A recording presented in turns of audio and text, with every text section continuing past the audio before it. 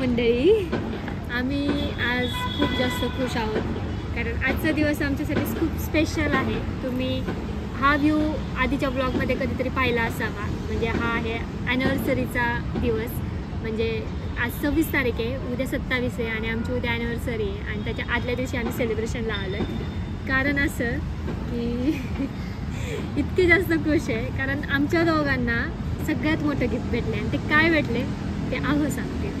आणि आधी आम्ही कसं फ्रेंड्स होतो, मग एक स्टेप पुढे गेलो, एकमेकांचे सोलमेट्स झालो, त्यानंतर एक स्टेप पुढे गेलो, हजबंड वाईफ झालो, त्यानंतर आता एक जे महत्त्वाचं सगळ्यांच्या लाईफमधलं इम्पॉर्टंट रोल असतो किंवा गोल असतो किंवा एक स्टेप असते, ते आता आम्ही होणार आहोत, जे की आई बाबा. आमचं खूप मोठं स्वप्न पूर्ण होत आहे.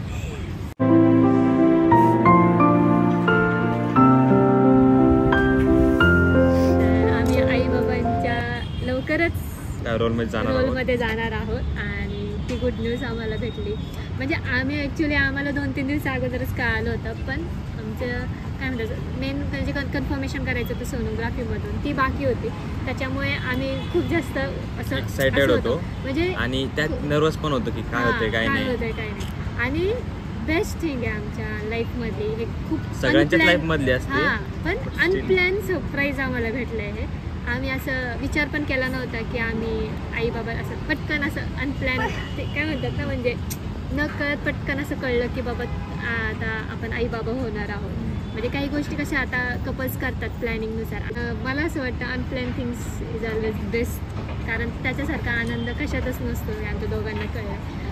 आणि थोडं नर्वस पण आहोत आम्ही दोघं, काय होतंय काय नाही म्हणजे काही होऊ दे, मुलगा मुलगी आम्हाला दोघांचा काहीच प्रॉब्लेम नाही. पण विषय असा की म्हणजे आम्ही त्या रोलमध्ये जाणार आहे तर आम्ही आमची जबाबदारी कशी पार पाडणार आहोत. रिस्पॉन्सिबिलिटी खूप वाढणार आहे. नेहमी वेगवेगळ्या कॅरेक्टरमध्ये आम्ही आलो आहोत आणि आता हे नवीन कॅरेक्टर आमच्या समोर येणार आहे आणि त्यांना आम्हाला पुढे पार पाडायचं आहे. बघूयात, आम्ही आमची पूर्ण 100% देणार आहे आमच्या बाळासाठी. ओके नाही तर आम्ही खूप जास्त खुश आहोत. तर तुम्ही पण खुश आहात का? तर तुम्ही कमेंट करून सांगा. कारण मला नेमकं ना तुम्हाला एक गोष्ट सांगते, म्हणजे किस्सा सांगायचा झाला की मी एक ढोळे जेवणाचा टाकला होता ब्लॉग आणि त्याच्या खालीच कमेंट आली होती दिदी आणि ताई दादा तुम्ही कधी घेणार आहात मनावर, तुम्ही पण आम्हाला गुड न्यूज द्या. आणि बायला कसं झालं की त्याच दिवशी आम्हाला कळलं की वी आर प्रेग्नेंट. सो आम्ही लवकरच आई बाबा होणार आहोत. पण आता ते म्हणतात ना की 2-3 महिन्यानंतर ती गोष्ट सांगायची असते, त्याच्यामुळं आम्ही थोडंसं प्रायव्हसी ठेवली. कारण ही गोष्ट खूप नाजूक असते आणि ते प्रायव्हेट ठेवणं गरजेचं आहे, तो तुम्ही समजूच शकता. त्यामुळे आम्ही लवकर सांगितलं नाही, त्यासाठी तुम्ही माफ करा आणि थोडं समजून घ्या. तर चला तुम्ही ब्लॉग कंटिन्यू करा, तुम्हाला पुढे रिॲक्शन सगळ्यांचे कळते. न्यूज सांगायची आहे.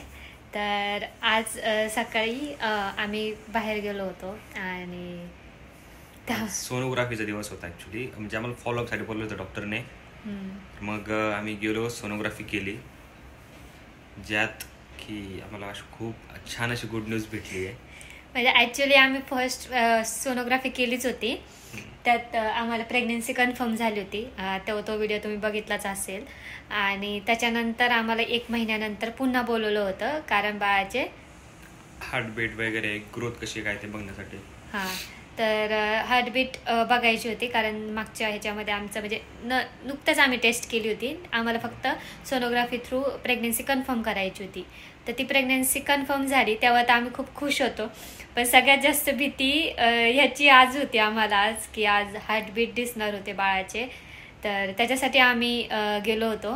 तर आम्ही सोनोग्राफी केली आणि हे असे एकदम शांत झाले. म्हणजे ते म्हटले की हार्टबीट ऐका, असं ऐकलं. मी तर ऐकलं पण नाही, माझं फक्त त्या सोनोग्राफीकडेच लक्ष होतं नाही का, बाळ दिसतंय का, बाळ व्यवस्थित आहे का.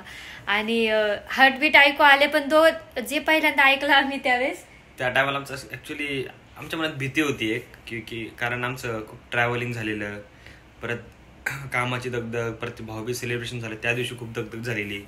मग आम्हाला वाटलेलं काही प्रॉब्लेम नको व्हायला. आणि त्यात ते डॉक्टर जी होती सोनोग्राफी करणारी, त्यांची रिॲक्शन म्हणजे सांगण्यासारखी होती. ती काही बोलतच नव्हती किती वेळ, ती फक्त चेक करत होती. आणि अचानक ती बोलली की ठोके ऐका बाळाचे. हा, ते पण आम्ही नीट ऐकलं नाही की ते म्हटले की हार्टबीट ऐका म्हणून. आणि आम्ही असं काय म्हणतात ते हार्टबीट त्यांनी सुरू केला ऐकायला, म्हणजे सुरुवात केली, पण ते आम्ही ऐकलंच नाही. आम्ही डायरेक्ट थोडंसं नाही का वेगळ्याच विचारात दोघं जण. आणि मग बाकी नंतर त्याच्यानंतर हार्टबीट्स ऐकले पण व्यवस्थित नाही ऐकले. त्याच्यानंतर असं वाटलं अरे म्हणजे दोघं जण वेगळ्याच विचारात. पण त्या जेव्हा म्हटलं ना की बाळाची ग्रोथ खूप छान आहे, व्यवस्थित आहे, बाळ एकदम व्यवस्थित आहे, तेव्हा आमच्या दोघांच्या जीवात जीव आला. म्हणजे असं परत त्या डॉक्टरला म्हणलं आम्हाला परत एकदा बाळाचे ठोके ऐकवा. हे खूप भारी बोलले की आम्हाला ऐकायचे. हा डॉक्टर प्लीज पुन्हा एकदा हार्टबीट ऐकवता का.